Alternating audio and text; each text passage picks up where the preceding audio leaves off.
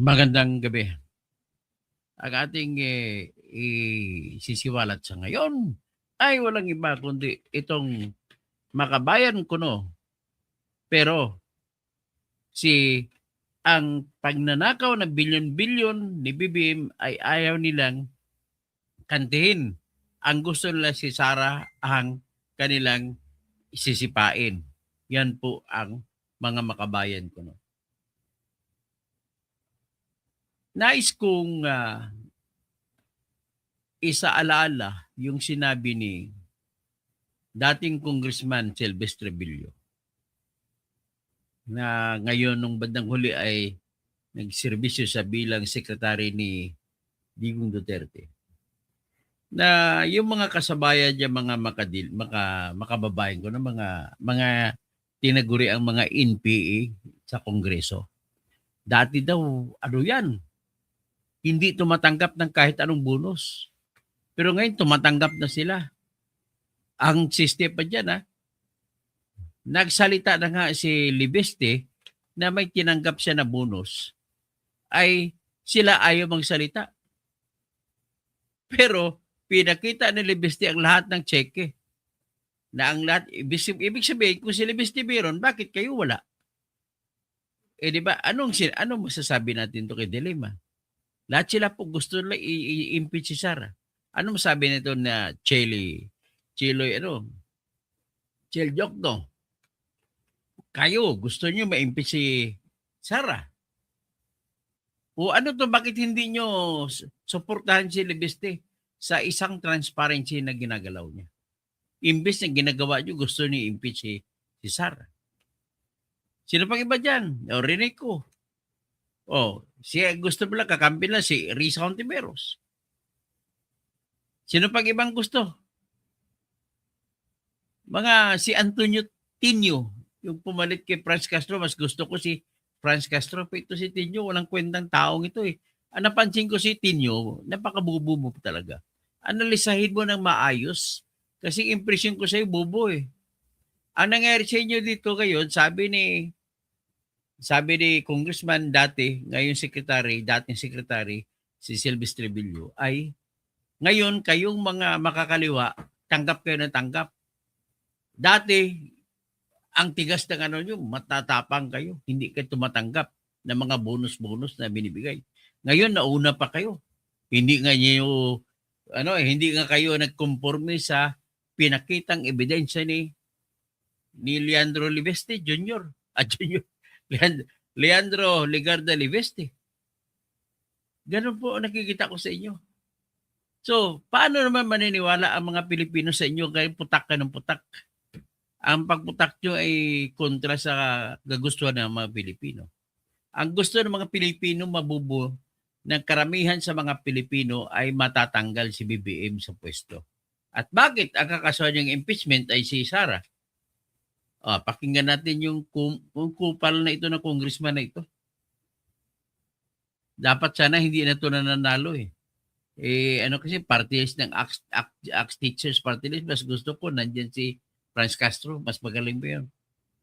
Yan, ito si Tinio. Walang kwentang teacher. Paano naging teacher ito? Pakinggan natin.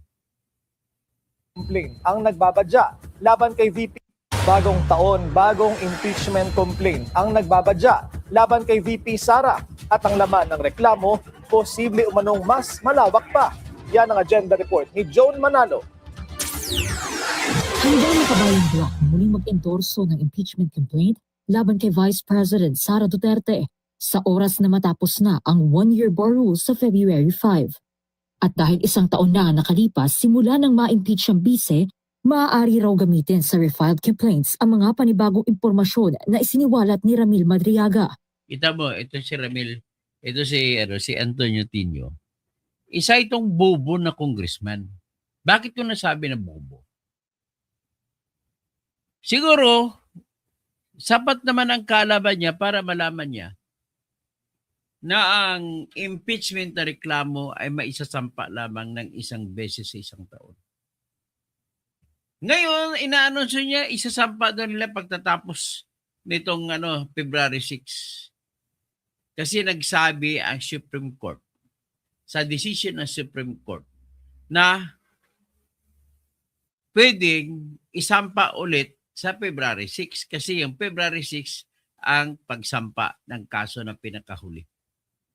Doon sila umaksyon. February 5. So, February 6 ang susunod. Ibig sabihin po, napakabubo niya. Ang tingin niya lang ay yung sinabi ng Supreme Court. Ang hindi niya alam, yan ang mahirap kapag hindi abogado ang congressman eh. Tapos kagaya kay BBM, yan ang mahirap pag hindi abogado ang presidente. Tinanong siya, sabi niyo may makukulong na kagad, ba't walang nakukulong?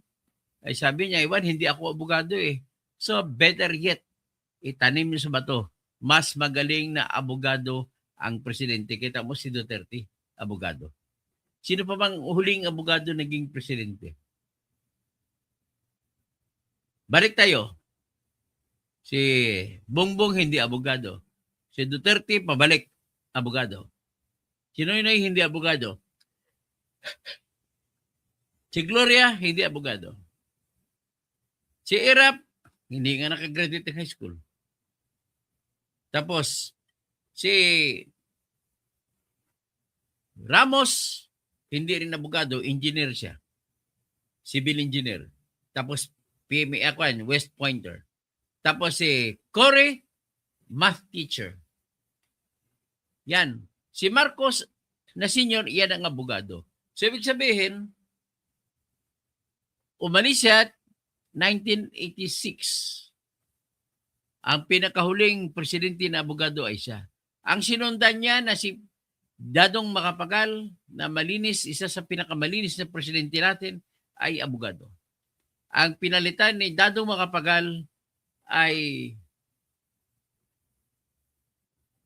si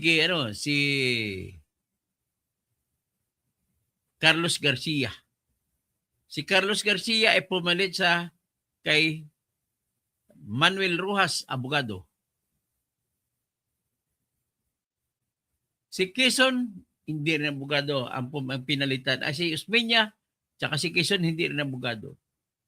Pabalik ka kay Emilio Aguinaldo, hindi rin abogado. Ibig sabihin, ilan lang ang abogado sa atin? Si Ruas, si Macapagal na Dadong, si Marcos na senior, si Duterte, 4 lang.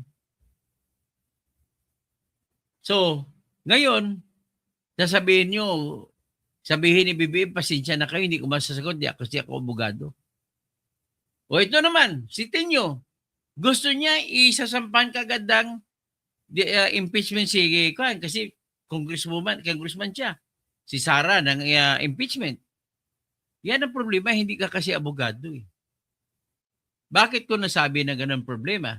Kasi po, ang nakikita lamang niya ay yung decision ng Supreme Court na ang pinakahuling reklamong impeachment sinampa nyo ay yung February 5 na yung unang 3 impeachment ay in-archive ninyo. Therefore, pag nung archive nyo yung February 5, dapat mag 1 year pa, February 6 sa susunod na taon, kayo dapat magsampa.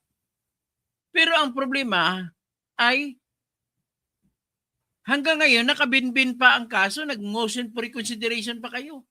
Ibig sabihin, hindi pa tapos. Hindi pwede litis pendensia yan ang tawag na abogado. Kaya kung abogado ka, alam mo na hindi pwede isampa. Litis pendensya yan. At kung kailan madidismiss na final, saka pa lang magbilang ng 1 year. Problema. Ngayon, nag-uusasalita ko, January 2. Hindi na pang decision ng Supreme Court.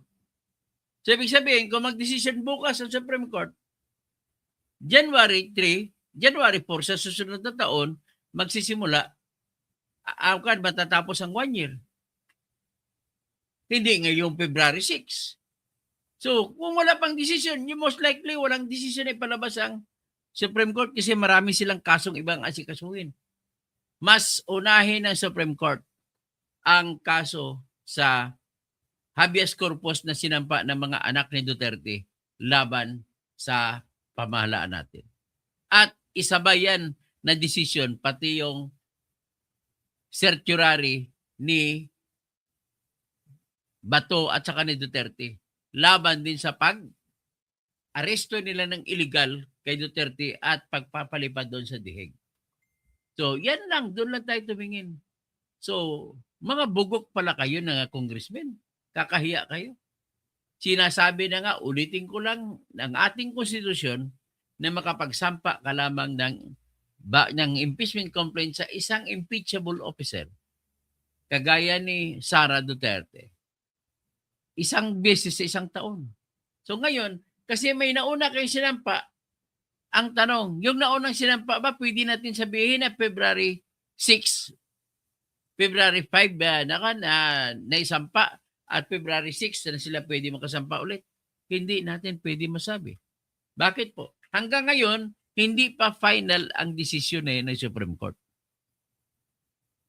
Hindi pa final sapagkat nag-motion for reconsideration kayo, yung mga Wansan Bayanan, lahat kayo makabayan, kayo ni Nery Colmenares, House of Representatives, nagsampa kayo ng motion for reconsideration. Ang nagsampa pa nga dyan para sa House of Representatives ay yung Office of the Ombudsman. So, yan po ang naging problema ninyo. Kung nagsampa kayo ng motion for reconsideration, ay hindi pa tapos ang issue. So, kung hindi pa tapos ang issue, hindi pa kayo pwede magsampa ng bagong impeachment. Ganun lang ang aking puntos dyan, Mr. Antonio Tino. Kung inubos nyo yung inyong energy, yung ginagawa nyo, yung ginaganap ninyo, kung inubos niyo sa makabuluhang bagay at nagsumigaw kayo at mag-demonstrate kayo sa loob ng Kongreso na ipilit ninyo ipasa yung anti-dynasty bill, mas maganda pa. Matutuwa pa ako sa iyo. Papalakpakan kita kahit umagat hapon, gabi. Ang problema, hindi mo, iba yung mga inisikaso mo. Ano ba ang moralidad ng iyong pagsampa ng kaso kay Sara Duterte? Kahit na sabihin natin na, kung sabihin na natin pwede magsampa, ano ang moralidad sa likod niyan na isasampa mo ang kaso kay Duterte at hahayaan mo naman ang nagnakaw ng bilyon-bilyon? What moral authority do you have to file an impeachment complaint against Sara Duterte, assuming or presuming that it is allowed, when you are allowing, on the other hand, the scatting free of the mastermind in stealing of billions of pesos of money from the flood control projects, and no other than BBM, Romualdez, and Saldico. Sapat na po ang ebidensya ng mali-maletang mga pera na binigay sa kay Romualdez na hinahati-hati nila ni BBM na sinabi rin nung una pa ni Gutesa na iyan nga nagde-deliver sila ng pera. At sigurado tayo kapag dumating dito, magpapakita lamang si Mark Teksay at saka si John Paul Estrada na sila ang nagdala ng pera papunta kay Bongbong Marcos at kay Romualdez, ay sapat na po ang ebidensya laban kay BBM. Anyat pabayaan mo. So ano ngayon nga klaseng congressman ka? Dapat ka tanggalin dahil hindi ginagawa ang trabaho ng congressman na mag-impeach. Ang impeach mo yung si Sara, na alam mo naman na yung kaso laban kay Sara ay binasura na ng Supreme Court. Ulit-ulitin mo, i-recycle mo. Ang idinagdag mo lang dyan, yung affidavit na walang kwenta ni Madriaga na sinungaling, na kidnapper. Kadagdagan pa lang abogado niya si Palad na nag-insist talagang dapat i-disbar to. Anong klaseng mga testigo kayo? Alam nyo ng mga testigo nyo na mga galing sa kulungan, na nakukulong, na convict. Minsan, tapos kinasuhan ulit. Siya naman, mayroon pa naman siyang security agency. Siya ang escort ng dalawang Chinese, tapos siya nagpakidnap sa kanyang escort. Ini-escortan si Mark Lu at saka si William Lu sa Tondo, Manila. Where is justice there, Antonio Tino? Sa totoo lang, gusto nilang kumita eh. at palihim ninyong ibinibigay yung pera ng mga bonus kinuha nyo, palihim nyo binibigay sa NPA. Yan ang akusasyon sa inyo. Oh, ibalik natin, tapusin natin itong ginagawa ni Kwan, ni Antonio Tino.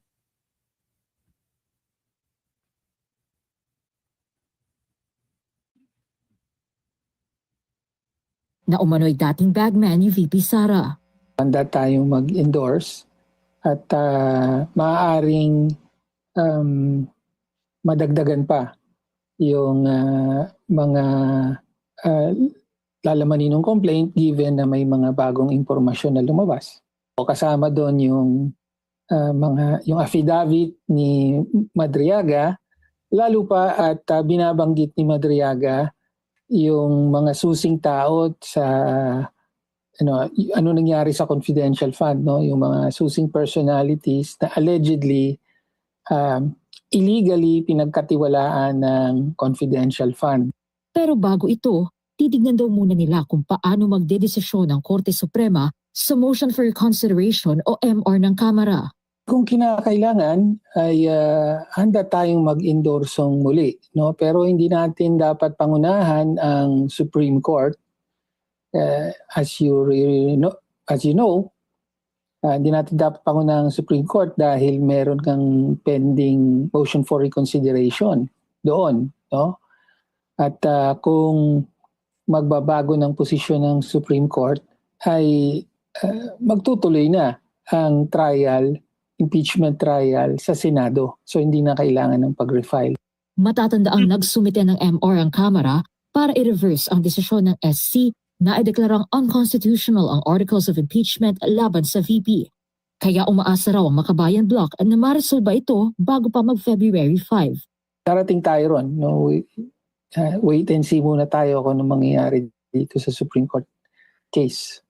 Pero kung sakali man daw na hindi ito magawa ng SC, handa pa rin silang mag-endorso ng panibagong reklamo laban kay VP Sara.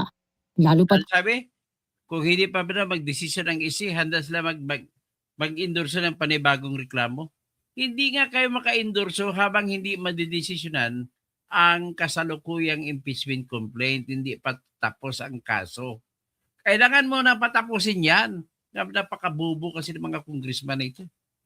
Ay, yan ang mahirap kapag ang congressman hindi abogado. Kung ano lang mga kinikwento may sinasabi, mas maganda pa nagsulong kayo ng tinatawag na political dynasty na batas. Ganun pa dapat ang gagawin ninyo. Imbis na si Bongbong naman, kung kasuhan nyo si Sara, bakit ninyo kasuhan si Bongbong? Di ba? So what moral authority do you have that you will file a case of impeachment against one person when in fact there is that other person who have stolen so many billions, in fact, nearly 1 trillion peso.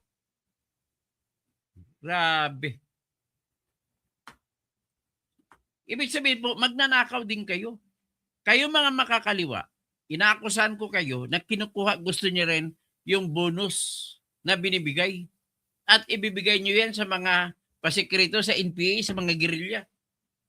At ibibigay niyo, gagamitin niyo sa kampanya-kampanya ninyo. Mangre-recruit kayo. Wala na kayong ginagawang maganda.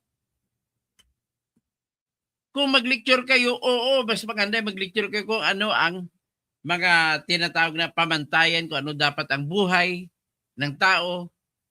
Pero kung mag-recruit kayo para mag-NPA, alam niyo na, foul yan. Saan nyo ginagamit ang pera? Nakipagkutsaba nga kayo kay Romualdez noon eh. Tapos gayon makipagkutsaba kayo sa bagong liderato na kay Romualdez din kumukuha ng lakas. Yan si Boji di, tao rin yan ni Romualdez. Tao ni BBM. Grabe, overwhelming na po ang ebidensya na nagnakaw ng mastermind si BBM. And yet, you are still there protecting BBM. So what kind of makabayan kayo kung makabayan ba talaga kayo? O di kayo makabayan? O, di ba? O, pakinggan natin ulit yung sinasabi ninyo. kumpiyansa sila na itutuloy ng mga dati nang naging complainant ang muling paghahain nito sa Kamara. Para sa agenda, Joan Manalo. Billionario News Channel. Okay. Ito na lang, for the sake of argument. Although, confident ako na hindi matutuloy yan kasi may 1 year na bar. 1 year ang pagitan dapat. So, ang pagsukat ng 1 year, kung kailan magdesisyon ang Supreme Court, ay doon magsisimula ang sukat ng 1 year. Kung magdesisyon ang Supreme Court sa June 2026, then you have to file it in June 2027. Pagkatapos niya, October, filing na ng candidacy, wala na time. It's a useless exercise of the anything that you want to do, but yet you know that anything that you should do, that you would do, will not result in anything of value because you will be overtaken by time. And the next season is election time. October, filing na naman ng candidacy. October 2027. Diba? So, 2027 pa kayo pwede mag-file. June. Halimbawa, pero I doubt na magdesisyon ang Supreme Court by June 2026. Marami pang isuunahin ng Supreme Court ang kaso na sinampa ng abogado ni Duterte. Patungkol dun sa mga habeas corpus na sinampa ng kanyang mga anak. Na kung saan hinihiling nila na ideklara na bawal ang pagbitbit nila sa kay Duterte at itapon sa dihig kasi walang imprimatur, walang warrant of arrest galing sa lokal na korte natin para sabihin na arestuhin si Duterte. Kaya dahil doon, kidnapping ang kaso nyo. Maswerte kayo ngayon dahil si BBM kakampi ninyo, pero oras na magbago ang presidente sa 2028, sigurado kakasuhan kayo pati si Bongbong ng kasong kidnapping with serious illegal detention na ang parusa ay reklusyon perpetua. So ano ngayon ang gagawin natin? May impeachment ba? So ano ngayon? Paano ipapaliwanag sa tao na i-impeach si Sara tapos si BBM hindi? You cannot do that. At saka tandaan ninyo, mas marami ang buto na makukuha ni Sara kumpara sa kay sino man. Kasi ang boto ng kalaban ni Sara ay boto galing sa Luzon. Dito naghati ang Luzon. Kumpara sa Mindanao, Visayas, magsasama ang Mindanao at Visayas. Ganun po yan mangyayari. Kaya kita mo sa survey, ang taas na survey ni Sara kasi umabot pa 95% ang sa survey nila na talagang susuporta kay Sara galing Mindanao. Ganon din sa isang survey. Sa Pulse siya at saka sa SWS. Yung survey ng dalawang yan, pwede mapagkatiwalaan dyan kung survey niyang hindi election time. Sa ngayon, mapagkatiwalaan yan. Negative nga yung trust rating kay BBM, negative 3. Paano manalo? Ibig sabihin, kung sinong ibang gustong pumasok na kakampi ni BBM ay matatalo lamang. So may mga kaisipan sila ni Ronald Llamas at saka si Insurrecto na patatakbuhin na presidente si Leni Robredo at vice presidente si BBM. Masisira lang ang reputasyon ni Leni Robredo yan. Sasama siya sa magnanakaw. Confirmed na magnanakaw. At hindi rin mananalo, luluha man dugo, hindi mananalo si Risa Hontiveros. Pati si Rapi yan, giba na yan, sira na yan. So, yan po ang dapat tingnan mo. Ibig sabihin po, ayaw na ayaw ni Tinyo, kinukontra nila ni Tinyo, pati kasamahan niya, yung posibilidad na tatakbo, magkataon na tatakbo pa si Sara sa 2028. Kaya pinipilit niya ang mga impossible, mga imposible na mangyayari. So, yan lang ating ita mo sabihin natin yung bago, si Madriaga. Paano paniwalaan ni kay Madriaga? Aber, si Madriaga, nangyari po yung kidnapping ng dalawang Chinese June 3, 2022. Ngayon, naglabas na ng warrant of arrest yan yung korte sa 2022 rin. So, paano mo sasabihin na makatrabaho siya bilang bagman ni Sara kung merong kaso na nakaumang labang sa kanya? Kaya, nagsisinungaling yung ugok na yan, si Madriaga na yan. Na-convict na yan sa unang kaso. Tapos, may palabas ang abogado niya na ngayon lang papasok. Pasensya ka na, Attorney Palad, napakakupal mo talaga. Magkano bayad sa'yo? Pilit mo yung pinipilit yung bagay na hindi mangyayari. Wala kang ebidensya sa mga affidavit na ginawa mo para kay Madriaga. Anong klaseng affidavit yan? Butas-butas. Saan ka makakita? May tao ba nagtatrabaho na maraming trabaho? 5 trabaho sa isang araw? O yan, for the purpose of this discussion, ilabas ko nga yung affidavit ng client mo. Ikaw pag gumawa, inamin mo na ikaw pag gumawa. Nakakahiya naman tong affidavit na ito. Hindi ka ba nahiya sa sarili mo, Attorney Palad? O, ito.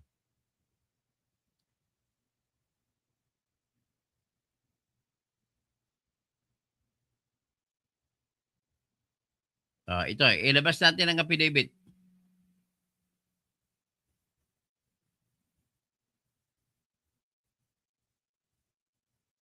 Affidavit ni Madriaga, kuno. Ay, mabilis ang analysis lang. Dito makikita na walang kwentang affidavit nito.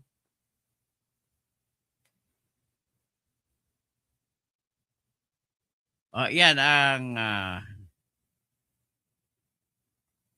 affidavit. Yan babasahin ko. Makinig kayo. I, Ramil Lagunoy Madriaga. Okay, educational background. I took up the College of Law. Unang-una, mali ng grammar mo dito, Mr. Attorney Raimundo Palad. I took up the course or College of Law? I took up my law course I took up my law course from San Sebastian College of Manila, where I graduated where I studied in 1991 up to 1995. Dapat ganun ang English mo. Number 2, I graduated, sabi ni Madriaga, sinulat ito ni Palad, I graduated in 1995. And took, double, ka naman, sabi mo na sa unang paragraph na 1995 siya, tapos susulatan mo pa nito, I graduated in 1995. Di nag-redundant ka na naman. Anong klaseng English mo, Attorney Palad? Dapat sinabi mo na, I took the bar examination in 1995, but I did not pass. Ganun sana sinabi mo. Number 2, sabi natin. Number 3, sabi niya, from 1993 to 2021, I worked in the following government offices. Letter A, Economic Intelligence and Investigation Bureau from 1993 to 1995. Ibig sabihin, nag-aral ka tapos nagtatrabaho ka sa Customs Bureau. Letter B, you also work at the National Security Council and the Intelligence Security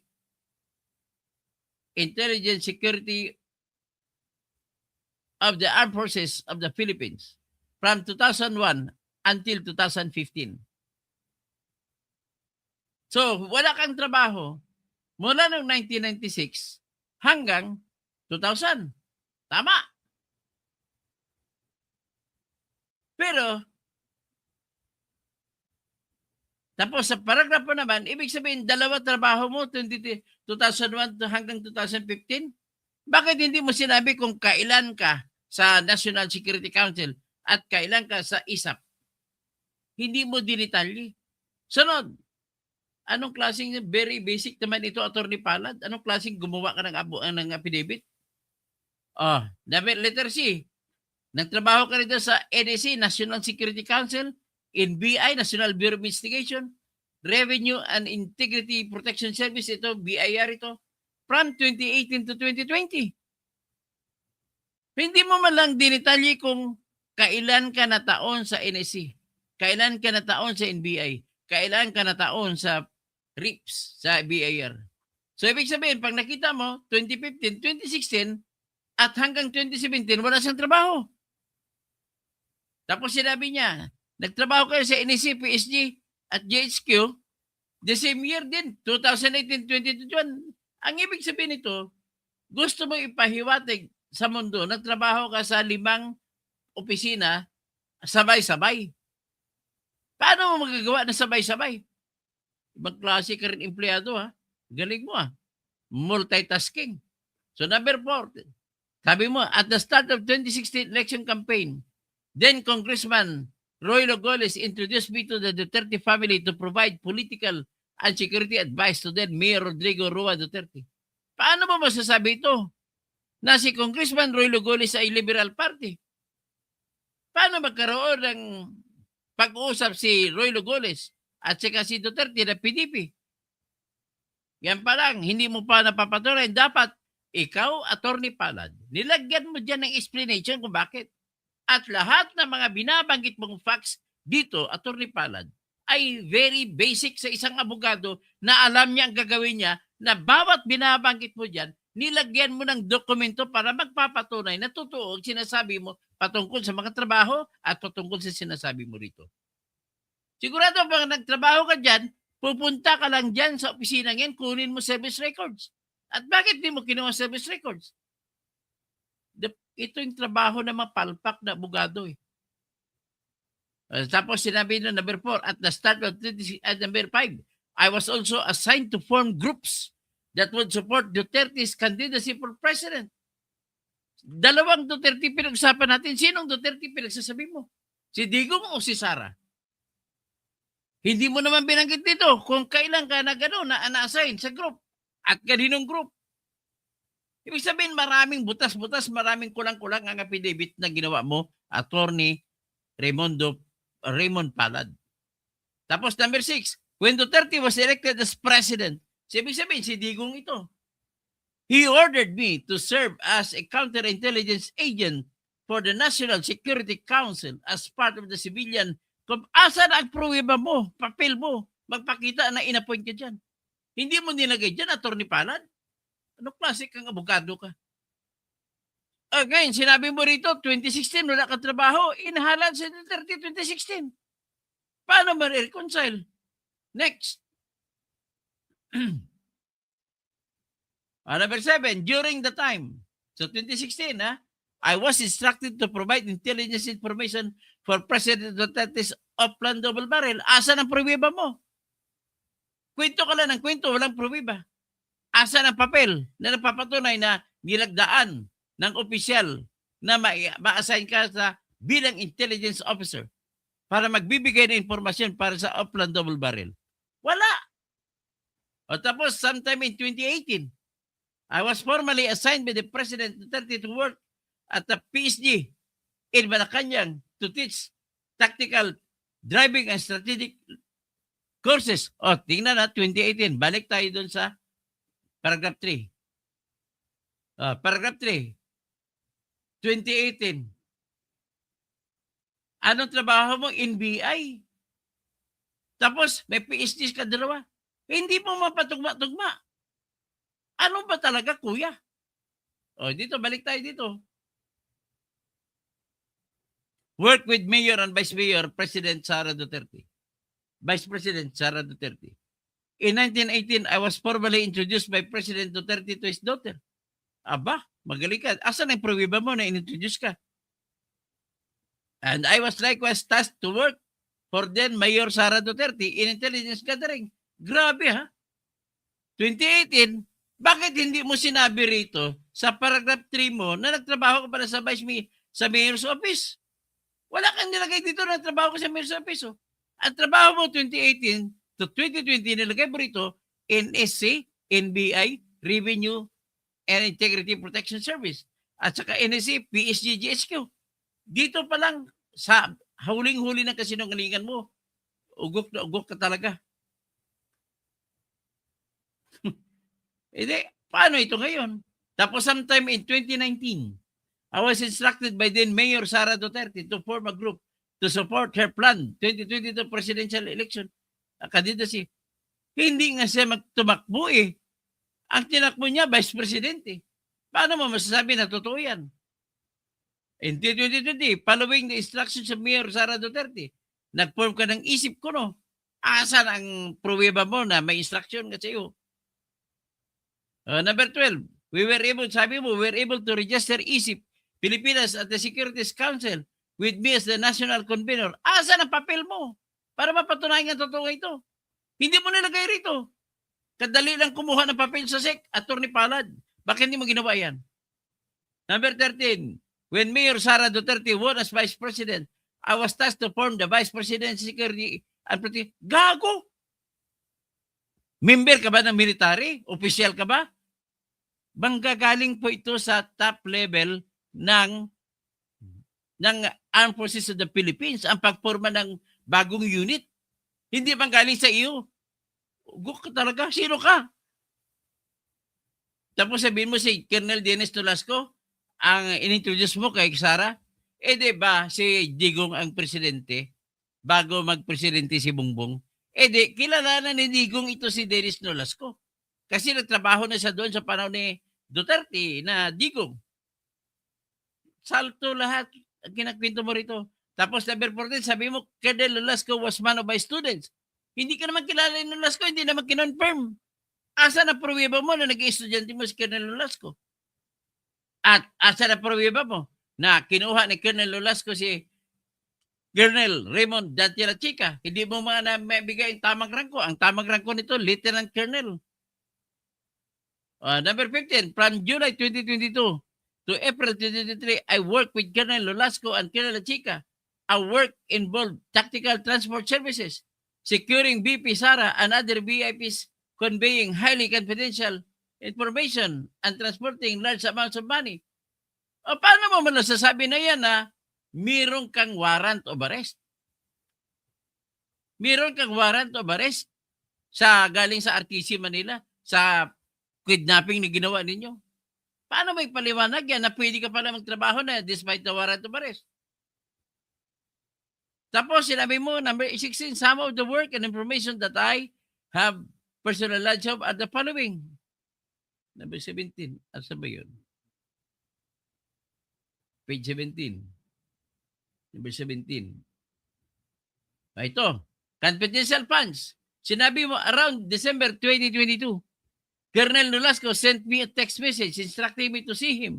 I arrived at Ultra Pasig at around 1:30 p.m. I stayed with Colonel Nolasco until Colonel La Chica and 2 deputy vehicles arrived past 3 p.m. with 4 duffel bags of money. Aba, tignan natin kung totoo ito. O asa ng pruweba mo? Hindi mo pinicturean yan. Sabi mo, andun sa ang picture mo, andun sa cellphone mo sa korte. Number 18, sinabi mo, Colonel La Chica handed to me portions of that money. Ano yung portions niya? Magkano yun?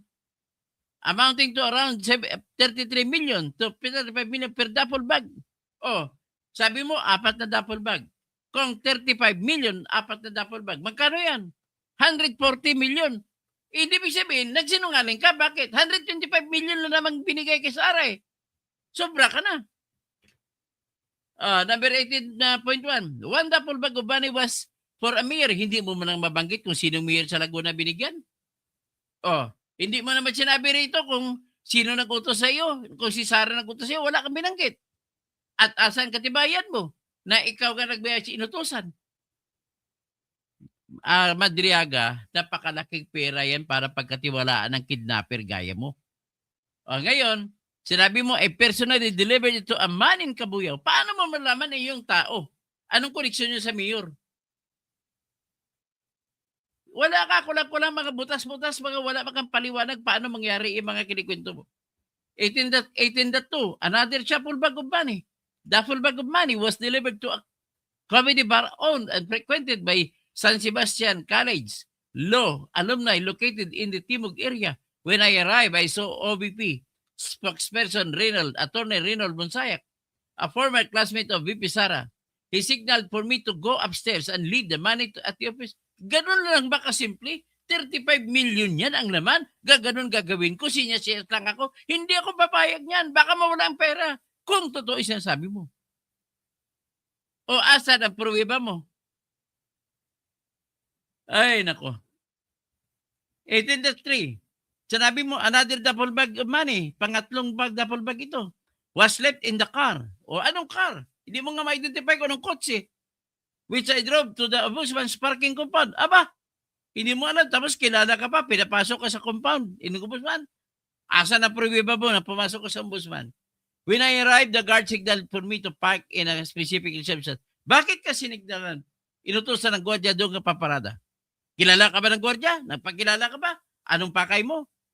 Tandaan mo, istrikto ang ombudsman magpapasok ng kahit sino. Ilang beses ako nagka-hearing nung abogado pa ako. Sa ombudsman, sa labas lang kami pinaparada. Hindi kami pwedeng pumasok. Hindi mo nga sinabi rito kung sino nang papasok sa'yo. Tapos sinabi mo, after I left, I saw someone retrieve the keys and drive the vehicle. Saan mo nilagay susi? On top of the left front wheel. Paano mo malaman na ang kukuha ng susi ay, kung totoong kinikwento mo, ay siya lang dapat puntahan ng kutsing ito? Ay, daming butas talaga. Letter B, delivery to Santiago family. Sabi mo, on another occasion, 80 million ang pinag-usapan natin, sinasabi mo. Around the same period, I was handed a white Vios. Hindi mo nasabi ang plate number by Colonel Nolasco, which contained money amounting to roughly 80 million pesos. Bakit may word na roughly? Tapos 80 million. Ibig sabihin, wala kang personal na alam kung magkano. 20. Colonel Nolasco instructed me to drive it to the parking lot of SM Mega Mall. I followed his instruction, locked the car, placed the keys on top of the left front wheel, and then moved away and waited until someone retrieved the keys and drove it. Pwede ba yan? Makasiguro ka ba na kukuha ng susi ay taong dapat papuntahan ng pera kung totoo man yan? Grabe ka. Tapos number 21.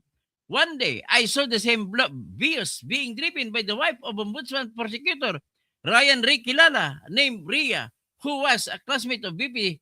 Ngayon, may tumawag dito, classmate ni Ryan, tumawag sa akin. Nag-message sa akin, classmate ni Ryan Ray Kilala, abogado rin. Sabi niya, kilala ko yung asawa ng classmate ko. Hindi marunong magbaniho yan. Grabe. So, nagsisinungaling ka. O ito pa. Number 22, 1 billion 1 billion nag-deliver doon sa inside Super Grandya. Kasya bang 30 na maleta sa loob ng isang Super Grandya? O tingnan natin ang Super Grandya, 1 billion. Tingnan natin kung magkasya. Meron tayong file dito sa kay Saldico. O ito.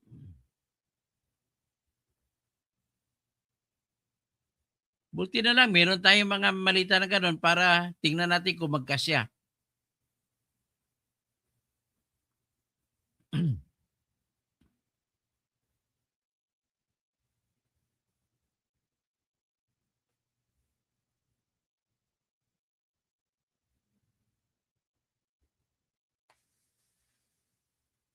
I-out ko muna yung affidavit.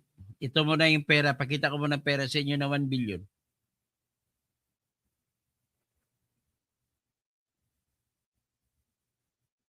Yan ang 1 billion. Nakita nyo? Ganon karami, 1 billion. Magkasya ba yan sa isang Grandya yan? Sige nga. Ang tangkad yan. 50 million bawat isa. Kailan yan dinala? Sa bahay ni Romualdez? May 1, 2024. 34 luggages. Total 1 billion. Delivered to Romualdez residence. 8:03 p.m. May 1. Paano magkasya kayo niyan? Ito pang ibang pera, marami pa 29 deliveries yan lahat. Ayan, billion-billionis yan. Okay, hindi pa kayo maniniwala dyan? Ha? Antonio Tino? Na hindi pera yan?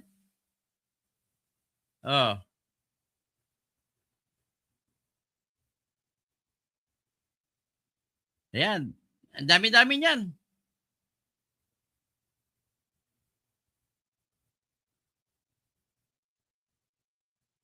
Ayan ang listahan.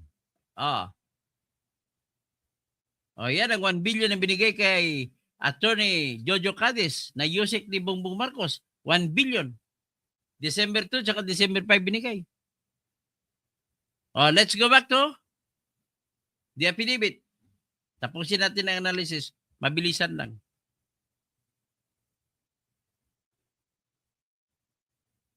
Dito na tayo sa affidavit.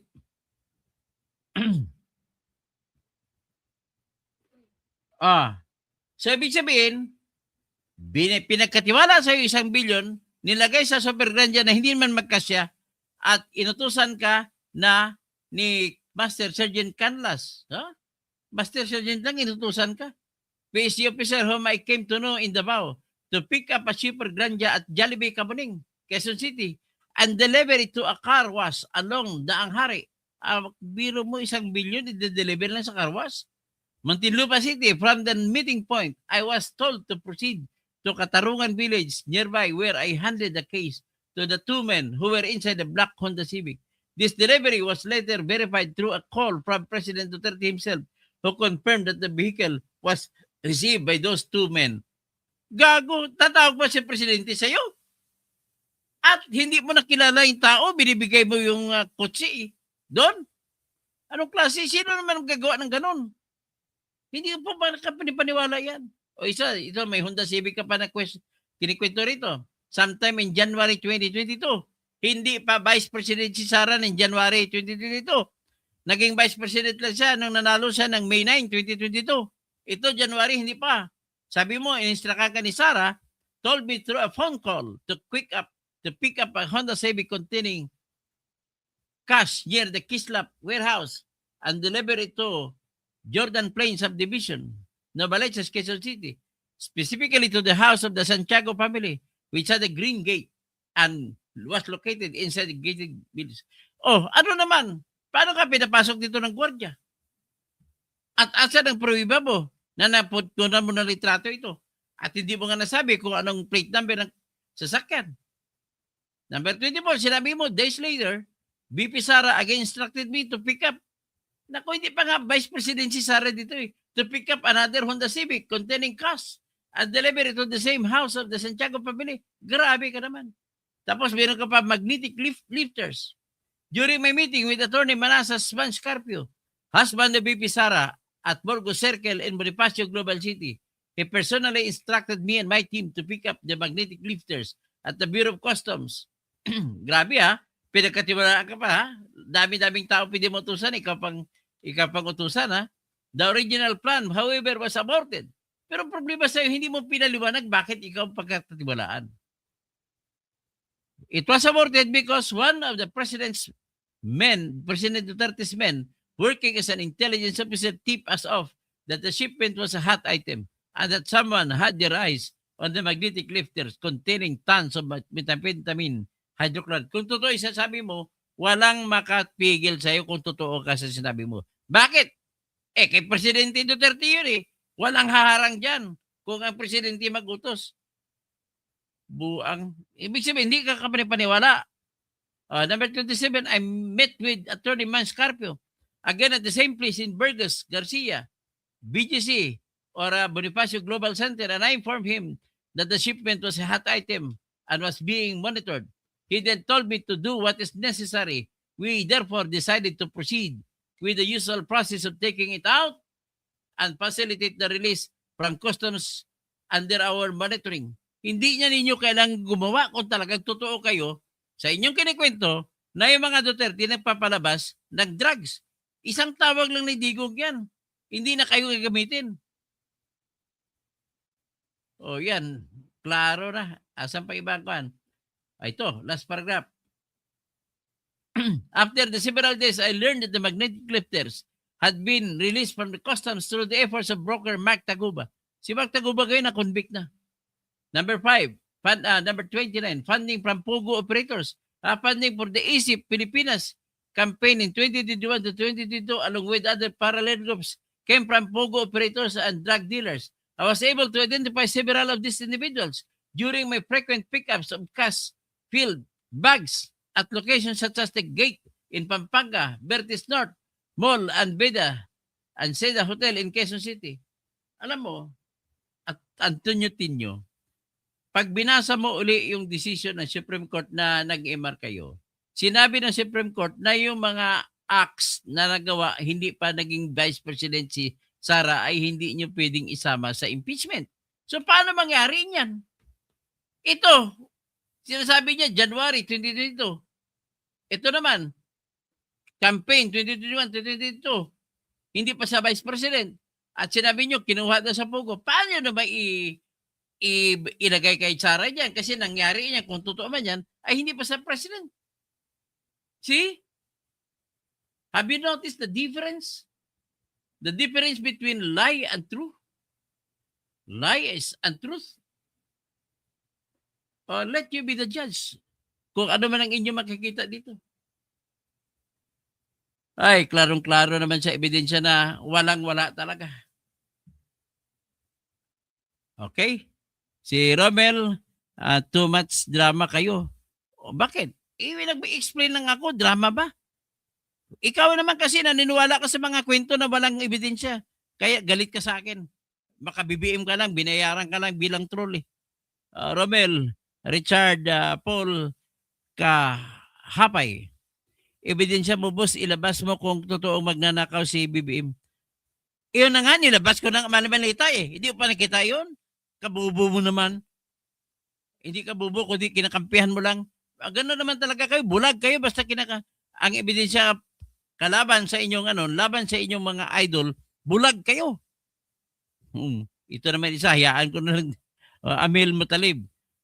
Si Father Alejo, Trililing, Dilimaw, ang mastermind dyan, si Insoy, ang advisor, at si Kiki Llamas, ang consultant, miyatay na. Miyatay tano na. Okay, ito pa isa, si Hoy, Ben Crudo, ay wala ka na. Ay, puro kang kwento ng walang kwenta. Hindi ko na babasahin yun sa iyo. Mr. YouTuber, kaya nga, patunayan mo na magnanakaw si BBM. Ando na nga, mga mali-malita, kailangan pa patunayan. Kabubo naman sa iyo. Jerry Forbes, buti patumigil ka na. Ay, puro mga kontra to isa na lang, si Elmer Tinio. Uy, kamag-anak ko si Antonio Tinio Watching from Victoria, Canada. Joseph Magbago, kang kalbo ka. Ay, wala.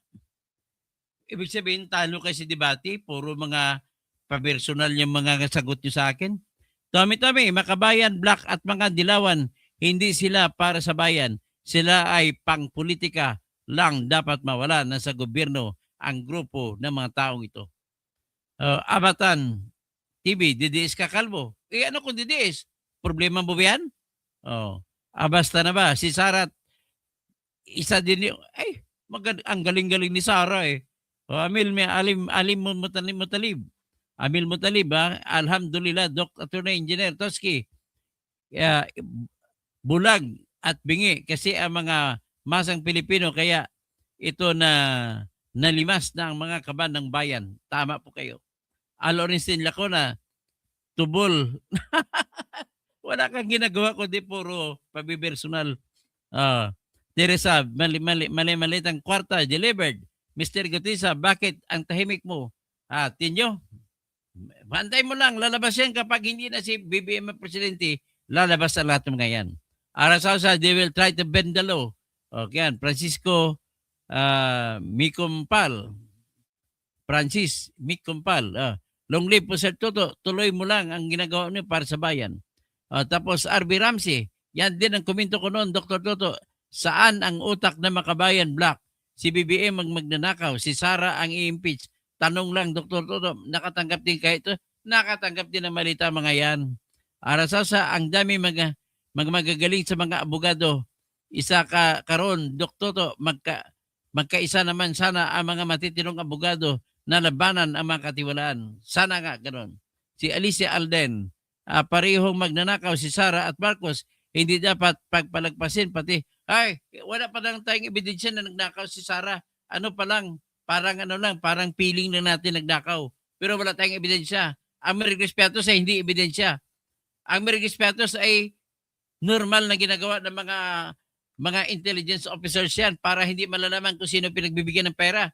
At sa hearing ng Quadcom at saka Good Government Committee, lumalabas doon na andun lamang inamin na ni Nolasco Colonel Nolasco at Lieutenant Colonel Nolasco at sila Lieutenant Colonel Raymond Dante La Chica na sa kanila binigay ang pera.